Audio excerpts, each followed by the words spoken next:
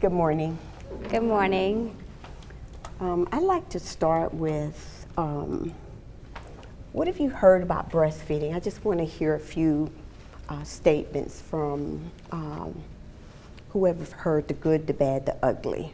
What have you heard about breastfeeding? I know just from what my mom has said is not all babies really latch and take to breastfeeding as easily or at all. I think my mom said I latched for maybe 2 days and my brother and sister didn't at all. Okay. What about you? I've heard that it's good for the baby.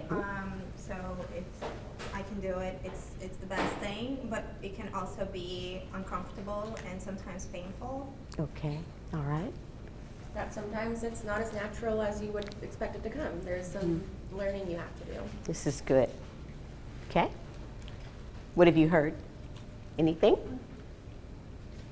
None? Have you heard anything about breastfeeding? Same things. Same? Yes? What have you heard? Some of the same. Really? Different experience and It is a different experience. What about you? about the same, that like if you can do it, it's the best, but some people have real struggles. Okay, okay. All right, so that's why I'm here. I'm so happy to hear those. Thank you.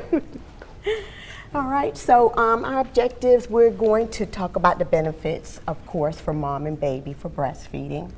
I want to be able to, for you to recognize what a good latch is so that we won't have that pain and that tenderness, the soreness, the cracking and the redness that you'll always hear. I want to describe some of the baby-led positions. We're going to talk about that as well, and I know Joanna and Carmen from L&D spoke about that. So we're going to talk about the 9 steps to breastfeeding. And then I want to present the hospital practices that we have here at Tallahassee Memorial Hospital to preserve and promote breastfeeding. All right, so breast milk is the perfect food for your baby because of the nutritional value and the immunological value. Although it's natural, you guys said it yourself, it's a learned skill for who? Both mom and baby. It's like a dance. So when you first learn how to dance with a new partner, even though you might have had children before, anytime you have a new baby, it's different. And when you dance with a new partner, what happens? He pushes you, you push him, you stepping on my toes, you grabbing me too hard. And then after a while, you get in sync and you start to learn what that dance should feel like. So you do have to have patience with this because it takes a little time and it takes a little practice, okay? So let's talk about breast changes. What do you notice? Nipple sometimes gets darker, areola gets darker sometimes. Sometimes your breasts enlarge, sometimes they don't. Some moms will feel these changes and be aware of them, and some of them will not, and that's normal. If you notice the little areas that look like little pimples, those are Montgomery glands. Montgomery glands secrete out natural oils to keep your breasts soft and supple. It's almost like putting lotion on your breast. This is why when, I don't know if you've ever heard, you never want to put soap or lotion or any oils because it clogs up these Montgomery glands, and we want those to work the way they should. So they'll prepare the nipple and the areola for baby to latch. Okay, so that's what we want. How is the milk produced? What happens? So the baby gets on the breast, suckles, and it stimulates the nerve endings in your areola and your nipple. And this sends a signal to the pituitary gland. Now, in the pituitary gland, you have 2 hormones that could be secreted, oxytocin and prolactin. Oxytocin is what sprays the milk. Prolactin is what creates the milk. So we want both of those to work. So in reference to that pituitary gland, we're always asking, do you have any history of problems with your pituitary gland? That's why we're asking that, okay? How does the breast respond to baby suck? Well, the prolactin causes the alveoli, which are the little milk sacs, to take all of these nutrients from the woman's body. We're talking about protein, we're talking about sugars. And when they take it from the blood supply, they turn it into what we call breast milk. Oxytocin is what causes the cell to contract. And that's when you see either a dripping, a spray, or you'll feel like little things going on in the breast. And then all of a sudden you'll see milk start seeping out. And that's called the letdown or milk ejection reflex. What are the benefits for mama? I like that lose that 500 calories. Boy, I wish I could do that. And that's daily. But the biggest part is bonding. Your experience that labor and delivery talked about. Your experience when you're with your baby, you're cuddling your baby. Your baby is by your heartbeat, familiar with the stomach sounds, familiar with everything that they've heard the whole entire time. Okay? Also your uterus. They call it involution when the uterus clamps down to keep you from bleeding out. It helps with postpartum hemorrhage. Okay, and that's why you feel that little crampiness whenever you breastfeed, because it's just clamping. Postpartum depression. After you deliver, your hormones are really trying to balance themselves out. Oxytocin is your love, feel-good hormone. So when you breastfeed, you're releasing oxytocin and it helps. Just kind of helps to layer that. If you have postpartum depression or a history of it, it helps to buffer that, okay? And then I like the last one. It's free. You don't have to worry about purchasing anything. You just put the baby there and then that's it. You don't have to pay for anything. Baby. There are much more benefits than this, but these are the ones that are very common that I came across. So you have decrease in infections, especially respiratory, anything with the colds and the flus and all of that. You have GI, which is gastrointestinal infections that you could be avoiding. What happens is that babies are born with what I call like a leaky gut. Has little teeny weeny holes. When the baby receives colostrum is thick, it's like syrup. It lines and coats that gut to keep bacteria from entering through the intestines, okay? It'll also keep the intestines from becoming inflamed. And that's that necrotitis, enterocolitis. That's when the gut gets inflamed. It has those little holes in it and it doesn't want to behave, like Carmen said.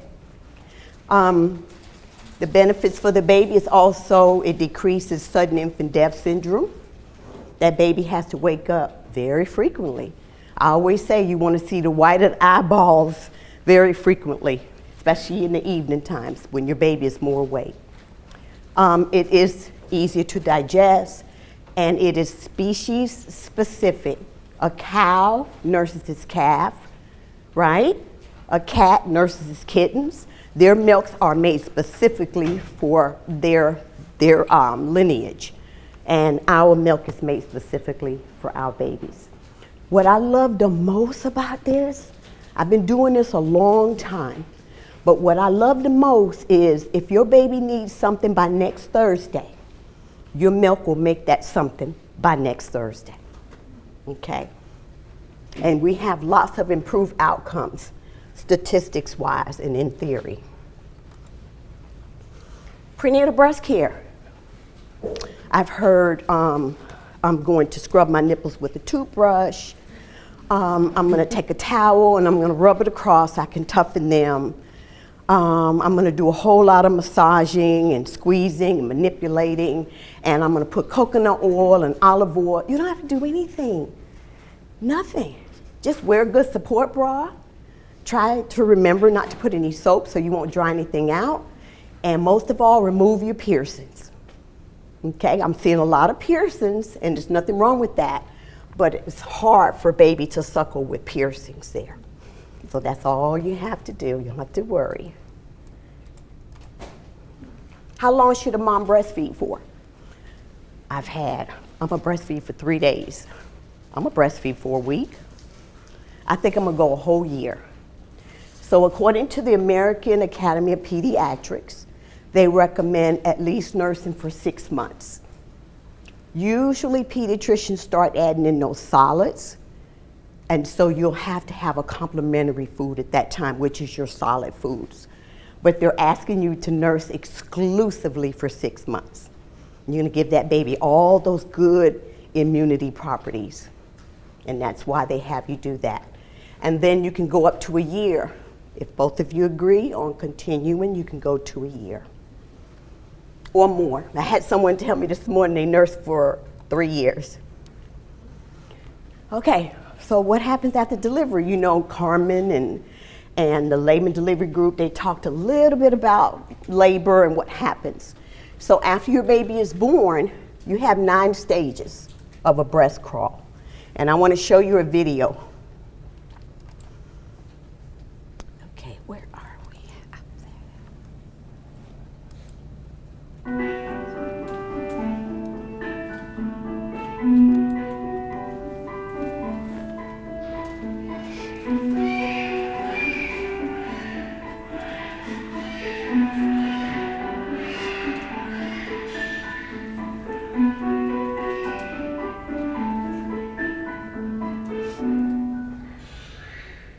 Mom, are you looking forward to hearing my first cry? It's my first instinct after birth, so that I can tell you that I'm feeling well. Now it's time for me to relax. A nurse puts a hat on my head and covers my back with a soft blanket. It feels so comfortable. When I'm laying on your chest, I can feel your warmth. It also keeps my body temperature stable.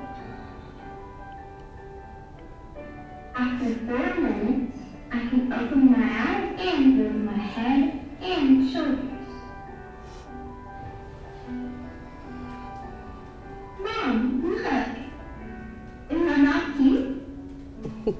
I like opening my mouth and sucking. I used to do that when I was still in your room. I will take a break at any time. Please don't touch or push me.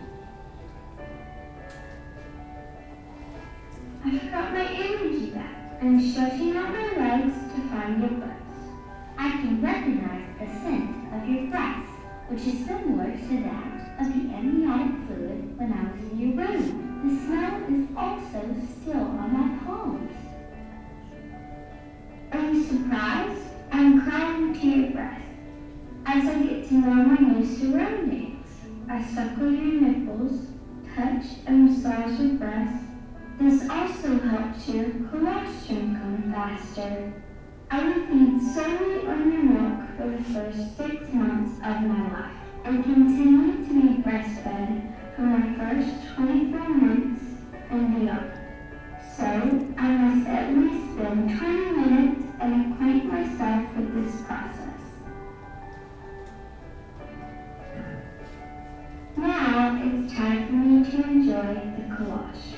Your first milk is good for my digestive system, and it helps strengthen my immune system. Delicious! Thank you, Mom and nurses, for letting me spend the first 90 minutes of my life lying closely and peacefully on my mother's chest.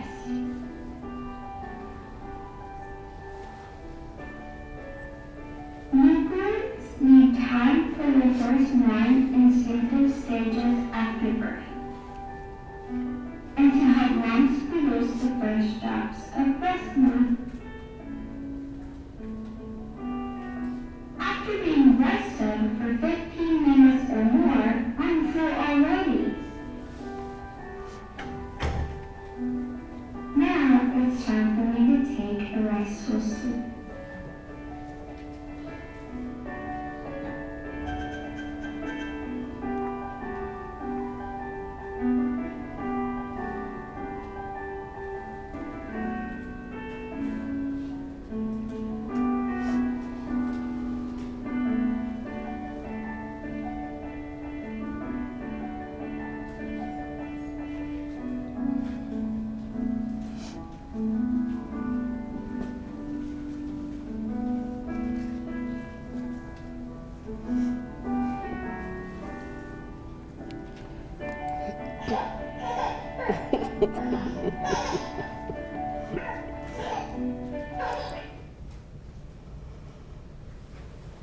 All right, so they review what the baby does right after delivery, and of course, you know, you want to hear a good lusty cry, and then the baby rests for a few moments, and then they start to become more awakened, and they start to actually crawl up to the breast, so their feet are actually massaging mom's lower abdominal area to make the uterus contract.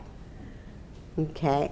Also, I don't know why, but usually when they crawl up to the breast, they crawl up to the left one. And they'll wag their heads a little bit, and then they'll push their feet. And if you give them a few minutes, they'll eventually find the nipple, and then they'll attach. And they attach really well.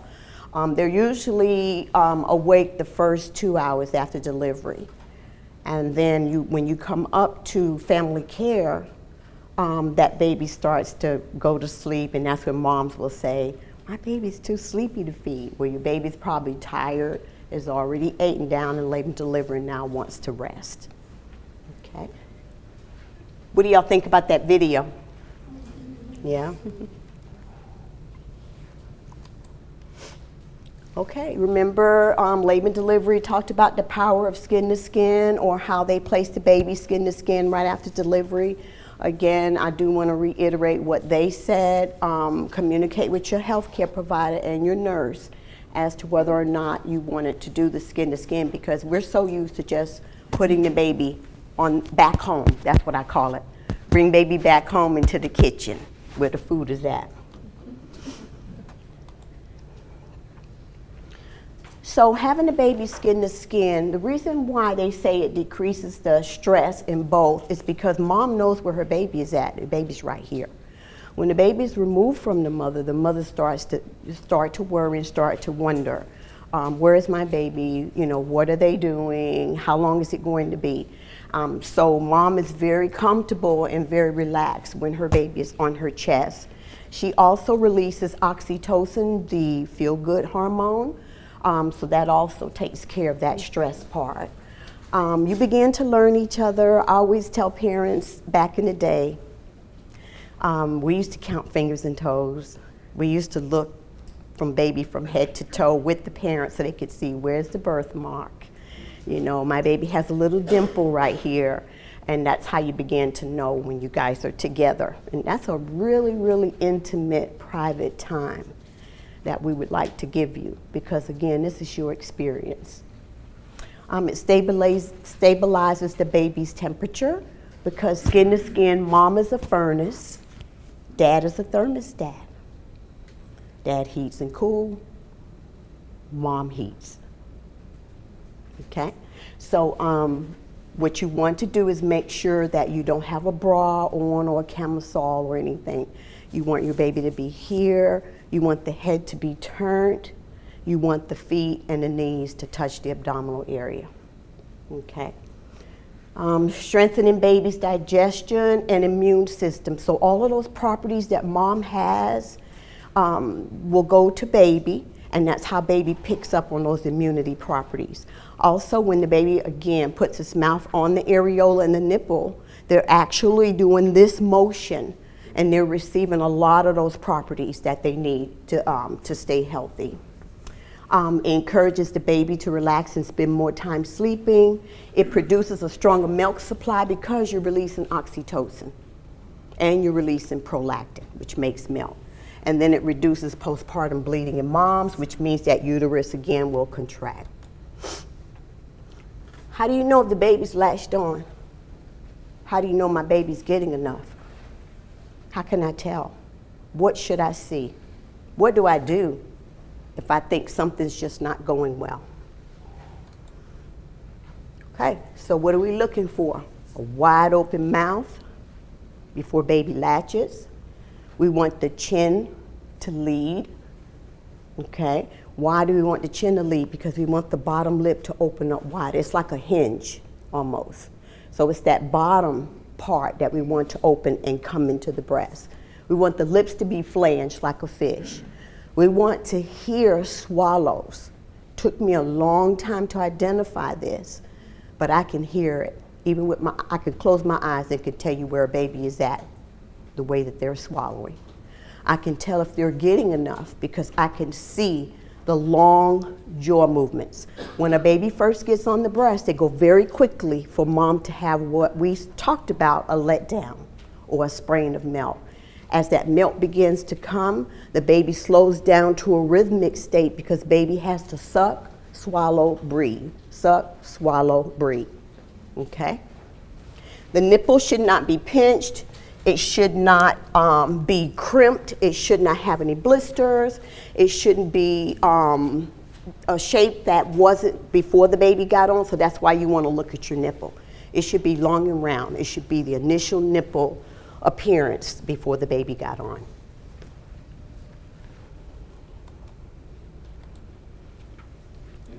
Look at those latches. The poor latch, you can tell when you see the lips are around just the base of the nipple.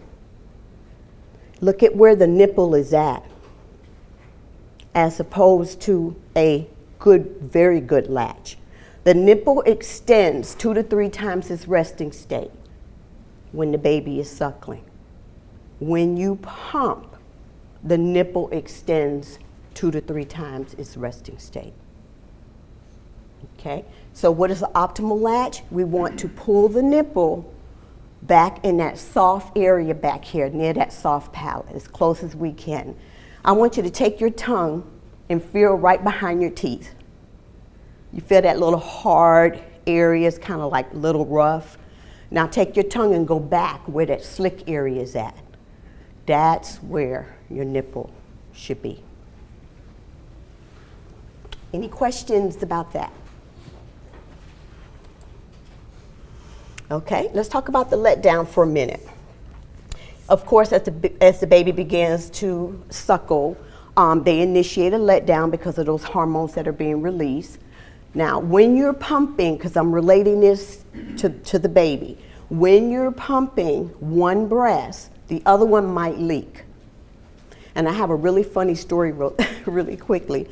When I had my baby, I pumped on one side, and the other side was leaking, so I took the flange off and put it on that side. This side started leaking, and I was going back and forth and didn't realize, okay, come on, think about it. This is what happens, you know. And I kept thinking, somebody must be watching me with a camera, and they're laughing right now, because why would somebody just keep going back and forth? But it's completely normal, okay? You might feel tingling, you might feel fullness, you also might feel thirsty. So we tell a lot of moms, have a snack, have a big jug of water, something to drink while you're nursing or while you're pumping.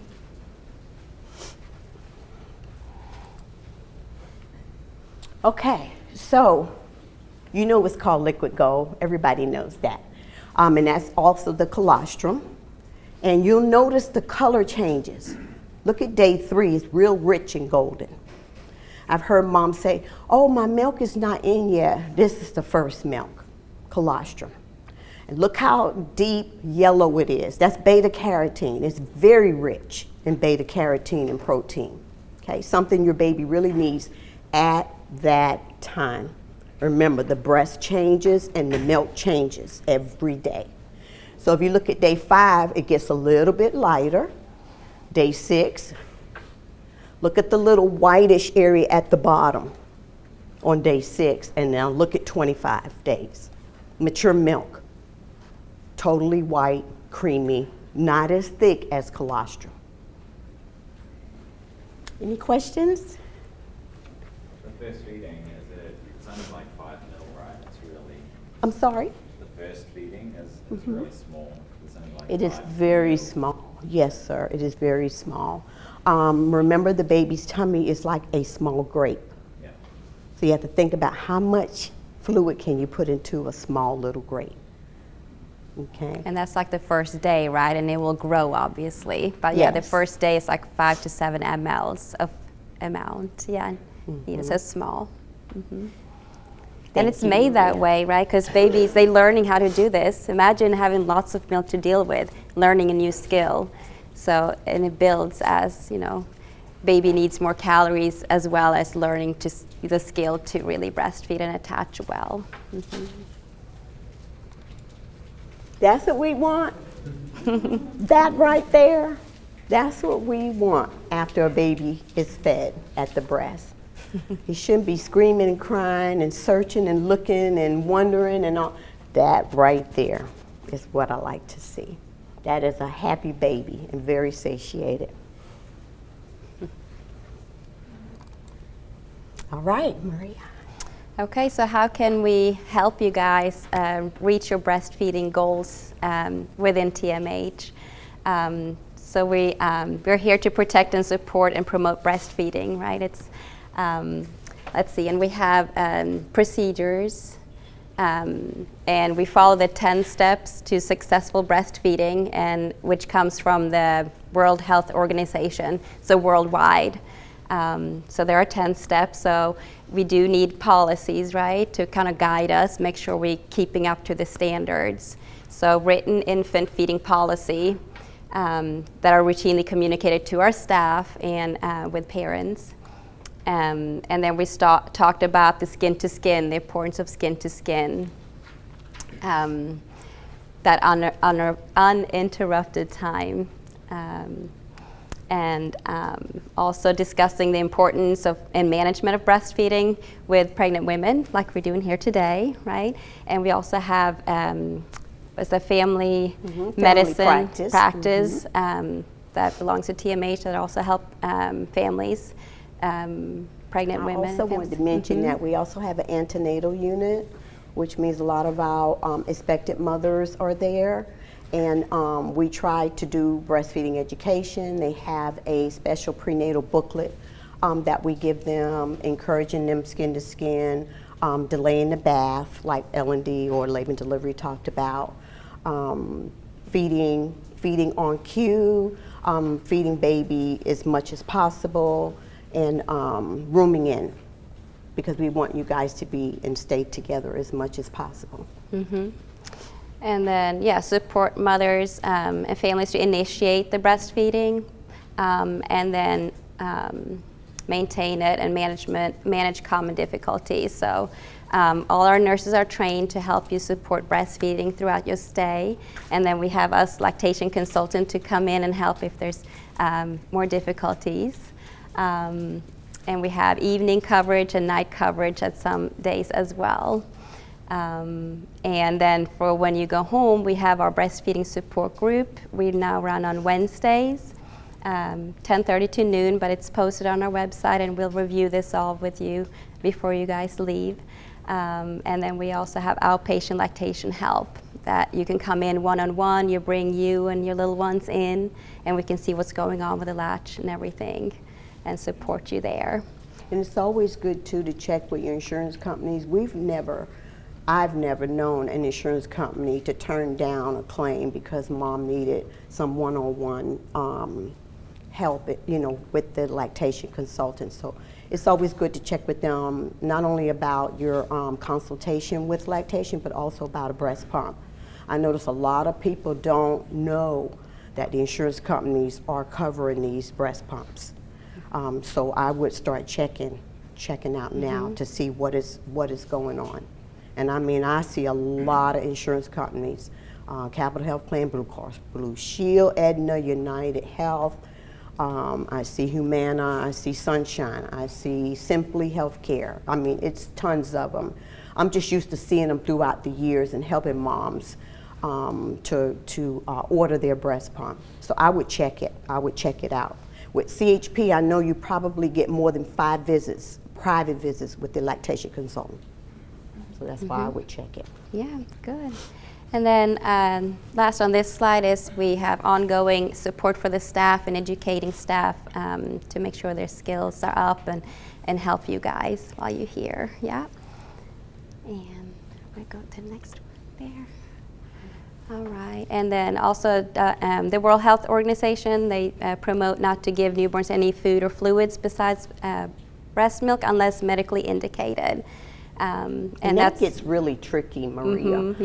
Because if a baby has a low blood sugar, of course, we don't want them to stay in that round. We want to get those blood sugars up because the baby's brain needs that glucose in order to function. So a lot of times we will hand express moms.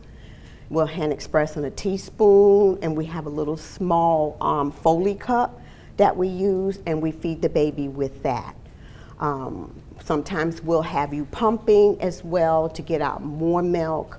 We avoid formula at all costs. We rather give mommies milk. But things do happen where oftentimes you might have to give artificial milk. Okay. Yeah, and that'll be a discussion with the provider, right? The medically indicated part in that case, yeah. And then the rooming in, labor and delivery, I already talked about that you all stay together as a family, and that's the way to get to know your little one, to know the cue signs, right? Know the baby's language. So you all be together. Except for some procedures sometimes, like circumcisions and things, or if we have to assess the baby more in depth, but you discuss that with your nurse and provider. Yeah, and that next step, yeah, just to learn the baby's cues and get to know the baby, right? The feeding cues especially, kind of baby's moving around, rooting, playing with his tongue, lips, the tongue sticking out, yeah, sucking the fist. Kind of if you have baby here, some babies will just start to lean down. You've seen that too.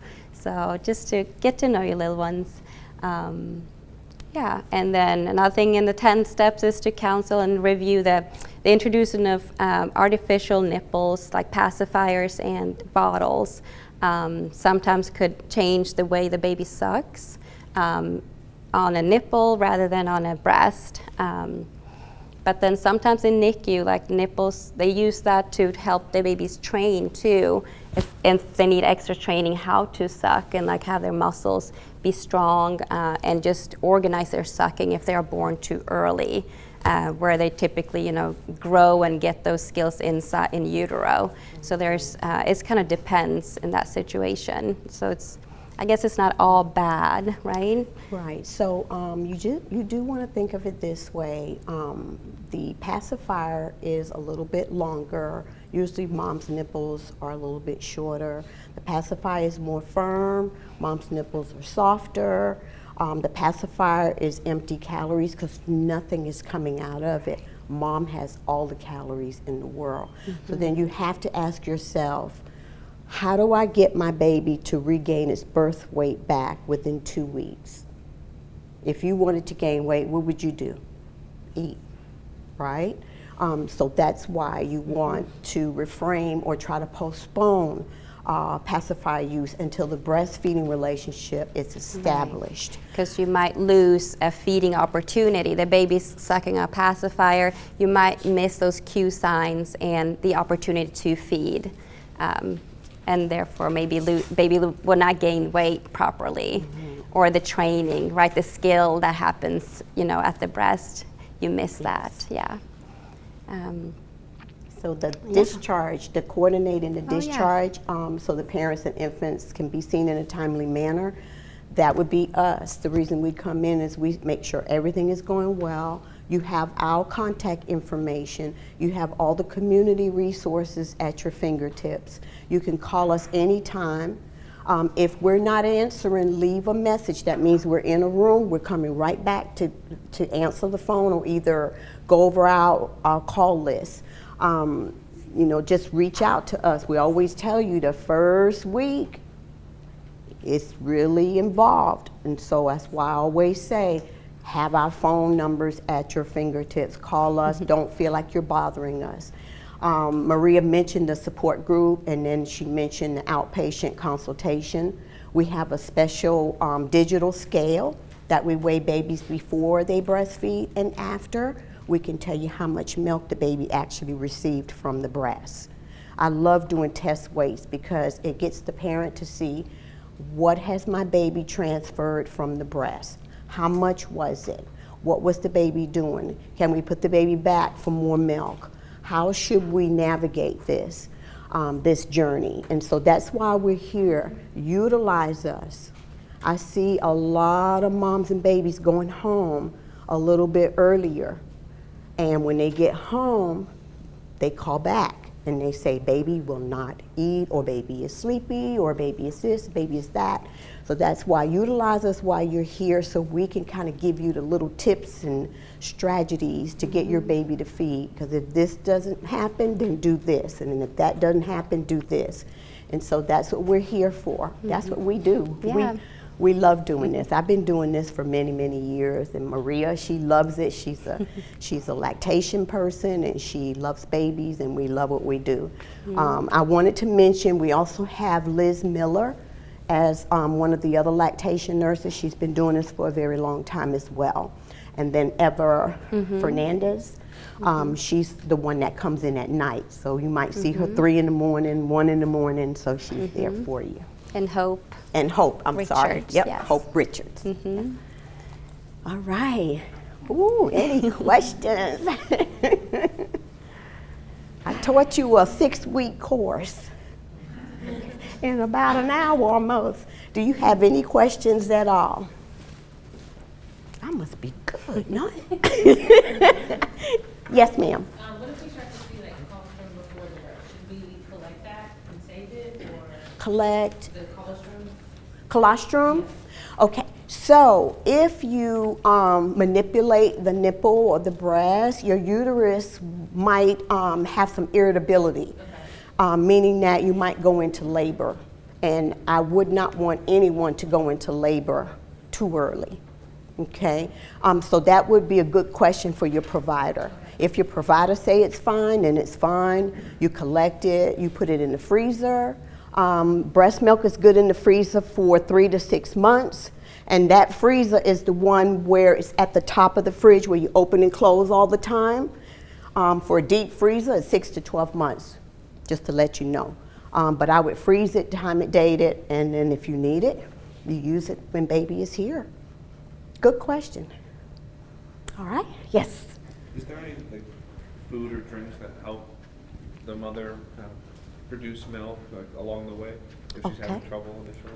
Okay, so it is the frequent and thorough removal of milk that makes milk. I've heard blue Gatorade, graham crackers, Body animal Armor. cookies. What have you heard? Body Armor. Body Armor. A lot of that is on your internet platforms. You have to be very, very careful the information that you're getting out there. A lot of it is not evidence-based. A lot of it is my experience, my cousin's experience, you know, my friend's experience, and everybody's experience is different. Okay, and the way you make milk is the frequent and thorough removal of milk. Hand expressing, putting the baby on. If the baby is too sleepy, then putting the baby skin to skin. All of that will initiate more milk. Okay. Did I answer your question? Yes. Okay. Anyone else? No? Yes, I have a question. Yes. You said to refrain from using pacifiers until you've established a breastfeeding routine. Is that normally like 3 months or? Usually a couple of weeks. Okay. You guys are dancing that waltz. I mean, you're looking really good. Oftentimes, if there are other things going on, like let's say a baby had a tight frenulum. Does everybody know what a tight frenulum is? Tongue tie? Everybody know what the tongue tie is? So let's just suppose that a baby has a severe tongue tie and not able to get on the breast. Of course, that will set that timing back a little bit because we would have to really work with that. Otherwise, it's usually a couple of weeks. You do that dance, you look perfect, you're even ready to be on TV. I mean, you're looking really good, you know. But yeah, that's when you can use the pacifier. Now, if you're on Appalachian Parkway in 5 o'clock traffic and your baby is screaming its lungs out, please do something. If you got to give the passy for a few seconds, please. But we would like for you to establish the breastfeeding first so the baby knows mom is where the food is at. The pacifier is not. Okay. Good question, thank you. Anyone else? Yes. So if you're With the having mic. trouble with like latching, but you can like pump and produce milk, is that just as good if you're bottle feeding with breast milk? Yes. Okay. So breast milk is breast milk, it's breast milk. It's excellent. Of course, when you get it from the spigot, it's always the best, right? Yeah. And when you start putting it in bottles, you know, sometimes it loses a tiny bit of its authenticity, just a tad. Sometimes it goes on the sides of the bottle and it collects. Or either if the baby is fed by a syringe, it will kind of adhere to the size of the syringe. But breast milk is breast milk, it's breast milk. It's good. Thank you. And I'm assuming for the mother as well, good fluids and having good diet, so up the calories because you're feeding for two, right? I would say yes and yes and yes. Even if you weren't breastfeeding, me as a healthcare provider, I would still encourage good hydration and good nutrition, whether you were breastfeeding or not. To add on to that, yes, I would want you to get as much rest as you can. That's why I always tell moms, sleep when the baby is sleeping, because babies are up all night long because that's your elevated hormones to make milk. In the evening time, your hormones just go up. So the baby's like, oh yeah. Oh, I'm gonna have some fun tonight. You know, and mom looks Happy over. hour. Yeah, mom looks over at the crib and the baby is asleep and she's like, oh my gosh, my baby is so good. He's sleeping all day. And I'm like, get a nap because the balloons and the confettis are coming out tonight. Okay? So yes, I would for sure do that. Mm-hmm. Are there any foods that she has to avoid while breastfeeding? I've heard don't eat cabbage, don't have any spicy. I've heard don't drink any coffee. The answer is no. We used to tell moms that. We were so wrong. We were so wrong. And how we know the answer is no is because we've done the research. We've done the research in Mexico. We've done the research in India where they're spicy foods, where they're fixing those vegetables, cabbage, collard greens, kale, what have you, and the babies are just fine. Actually, it gets the baby ready for that nutritional plan. And it kind of flavors the milk a little bit. Yes. So now's the time for you to get on a healthy diet with broccoli and everything so they will eat all those good stuff later on. All right, this is nice. Anyone else? Yes.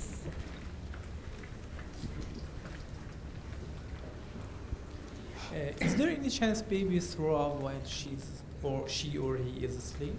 And is there anything that we can do to prevent that? To prevent Throwing up baby. the baby spit up? Yeah. Okay. That was a very good question. I do get asked that a lot. Many times babies will spit up because there's a lot of air in the tummy. So every time you see the baby hiccuping, which sometimes they do that in utero. Anybody hear baby hiccups? So it's just air. You want to make sure you burp them very well. Now, if you're feeding, I'm going to switch to formula for a minute. If you're feeding in a bottle and you're feeding formula, oftentimes if the milk is coming too fast, it's like they're chug-a-lugging. It's like you eat a full buffet meal in 10 minutes. Your tummy's going to hurt. You're going to feel gassy. You might feel like you have to bring it back up, right? And so that's why you want to pace those feeds with the baby. And we'll show you how to do all of that. Mm-hmm. No worries. And This is not yeah. supposed to be stressful. This is supposed to be the most wonderful time in your life.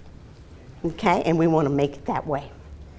Also, babies swallow air while they're crying, right? So it's always a good idea to burp, yeah. Thank you, Maria. Any other questions? Yes. Can you pump from the beginning, or should you wait a certain amount of time? And is that after delivery? Yes. Okay, yes, you can. You can pump anytime. You can pump anytime you get ready. Let's just say that we need milk from you, baby is sleepy, not wanting to latch at that time. We can pump, get the milk out and give it.